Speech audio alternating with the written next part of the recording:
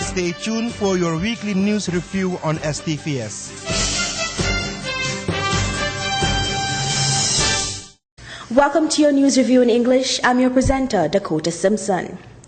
On Thursday, March 7, Justice and Police Minister Edward Belfort handed over 25 motorcycles to the police force of Suriname at the police headquarters in Duisburgland.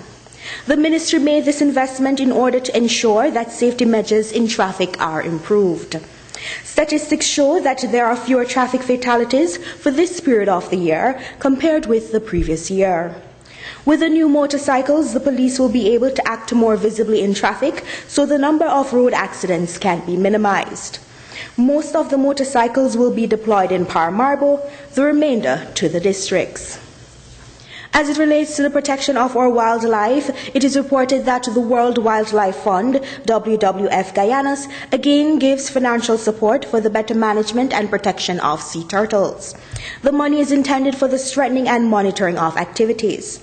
The project document was signed on Thursday, March 7 by the Minister of Land Usage Planning, Land and Forest Management, ROGB, Guinmardo Cromosoto, and the Director of WWF Guyanas, Dominique Pluvier. The first check was immediately handed over in the conference room of the Ministry of ROGB. Early in the day, the minister also signed the contract for the purchasing of the village Columbia in Saramacca with the Roman Catholic Diocese. Monsignor Wim de Becker was present at the signing. In different places in the coastal area of Suriname, particularly Galibi, Matapika, and Bramspunt, sea turtles lay their eggs each year from February to July. And in other news, it is reported that consumers will have to adjust their purchasing habits in the near future. This is because the decree on the opening hours of stores and shops will be more strictly controlled by the government. The Minister of Trade and Industry, Raymond Sapun, says that retailers must now close their doors before 11 p.m. This new measure suits some retailers as it presents the equal sale opportunity, which is an advantage to some retailers. The public servants, such as the police and employees of the district commissioners, will see to it that retailers comply with this decree. This measure will be implemented nationwide. Bars and other public places will also be monitored by the government. And in news related to fertility and the Surinamese population, it is reported that women in Suriname aged between 15 and 49 years have an average of 3 children each. This average fertility rate of 2.24 covers the period 2004 to 2012. Joanne Fongaloy, Statistics Manager at the Statistics Office, stressed that this is an average because statistics show that some women have 6 children, others 3 children, and then there are those who do not have children. On the basis of the analysis of the different data, such as fertility rate, death rate, and the population pyramid, the government is able to postulate an idea of the composition of the population for the next 5 to 10 years. According to Mrs. Fongaloy, the structure of Suriname has been healthy so far. These data are very important for the government because it is needed to make and implement policy and to address the necessary facilities of society. One of the issues that needs attention is whether the working class is large enough to provide sufficient taxes, which is needed for the care of the young and the elderly. This issue was highlighted during a presentation by Fongaloy at a seminar at which the importance of statistics was on central stage. Judith Burela, Assistant Representative of the United Nations Population Fund, UNFPA, noted that it is important to plan a family. The final results of the 8th census, which will be announced in August, will also give a picture of the fertility rate from 2012 until the next census. And in news related to health, it is reported that by organizing the Pink Ribbon Walking Tour in the district of Kamoena, the foundation Pink Ribbon Suriname, in cooperation with the district commissioner, tried to get the population in this district informed about breast cancer. Pink Ribbon Suriname had organized awareness campaigns in Paramaribo, Nikeri, and Brokopondo earlier. Around 1,500 people took part in the 4.5-kilometer walking tour. This walking tour was coordinated by District Commissioner Ingrid Carter-Bink. The start and the finish of the walking tour was at the stadium of the Sporting Federation, Comowena. There were people of different ages, however, mostly women participated. DC Carter-Bink hopes that the walking tour will take place again in the district next year.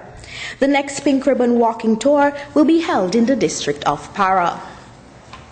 Further health reports show that Glaucoma Week officially started last Sunday. However, the academic hospital, AZP, had a glaucoma walking tour on Saturday, March 10. Glaucoma is a group of diseases in which a certain deviation occurs to the eye. This deviation can lead to loss of sight.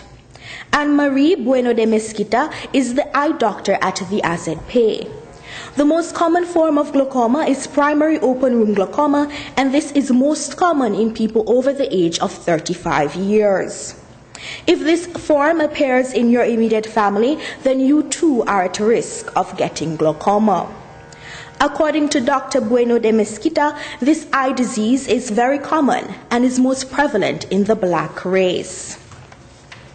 And in other news, it is reported that the telephony system of the Central Control Room of the Police Force of Suriname, 115, is extended by 30 lines. Before the introduction of the emergency number, there were only 5 available lines which could be connected all at the same time in order to report varying incidents. Police Chief Humphrey Chinlipshi puts the new system in use immediately. George Rampadarat Singh, the Chief of Service, hopes that there will be less complaints about the unavailability of the police via the emergency number.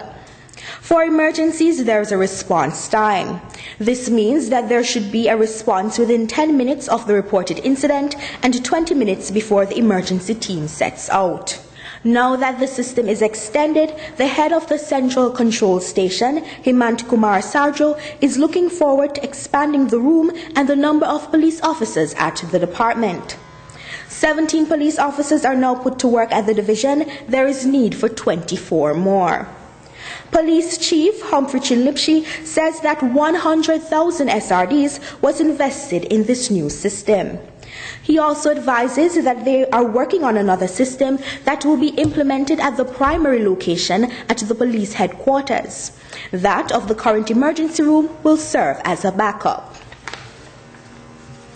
On Tuesday, March 12, President Desi Bouterse sworn in Errol Ali Books as non-resident ambassador for Turkey. In the president's speech, he emphasized the importance of the relations between Suriname and Turkey. Turkey is a key member of the G20 and occupied the 15th place on the list of the best performing economies. President Bouterse says the choice for Mr. Ali Books was a conscious one. The non-resident ambassador in his speech spoke about the philosophy of the president as it regards to the deployment of the human factor. The trade relations between Suriname and Turkey are increasing, so the diplomatic relations should also be improved. Other news reports show that in order to work on sustainable economic development within the CARICOM, Suriname must take note of signed treaties. Henk Halim Mohammed, director of the Caribbean Regional Information and Translation Institute, CRITI, says that most treaties within the CARICOM are in English and often written in technical terms. The Ministry of Foreign Affairs has commissioned the CRITI to translate 2 important documents from English to Dutch. These are the Treaty of Chaguaramas and the Eye on the Future, which were handed over last Wednesday to the Minister, his colleagues, and the CARICOM youth ambassadors. The translation was complex, and there was huge pressure on the expertise of the translators. In addition to the strategic and policy documents of the government, CRITI has also been tasked with the translation of more documents, including agreements, ministerial reports, and information brochures. These documents are also translated for the private sector. Habemus Papam, which is Latin for "we have a pope." For the first time in history, a South American pope is chosen. On Wednesday, the Argentinian Jorge Mario Bergoglio has become pope under the name of Francis I. Around 4 o'clock Surinamese time, the new pope was chosen by the cardinals. The Pope was first officially announced by Cardinal Jean-Louis Tauran from the balcony on St. Peter's Square in Vatican City. The Argentinian succeeds Pope Benedict XVI, who stepped down voluntarily for personal reasons. Most of the cardinals who were in conclave since Tuesday voted for Bergoglio. The new Pope is 76 years old. It is also important to note that the current Pope was chosen on the second day of conclave, while for previous popes it took longer. This event was watched by people who crowded the St. Peter's Square. Thank you for watching. For further information, you may visit our website at www.stvs.sr. I'm your presenter, Dakota Simpson.